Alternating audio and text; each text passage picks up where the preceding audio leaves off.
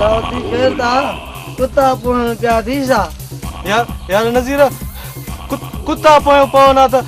ठीक हो उन्हनि खे त मूंखां कुछ भी न मिले हा ही त ॿी मखलूक हुई जेके असांजे खोराक कया दुश्मन आहिनि ही मखलूक केड़ी मखलूक आखिर ॻाल्हि छा लाती इहे कारण कपण वारा जिन खे असां पुलिस वारा सॾींदा आहियूं या असुल में आजूज माजूज जी मखलूक अथई हाणे दे त भंग लाउती घोटण शुरू कयूं हा वठ लाउती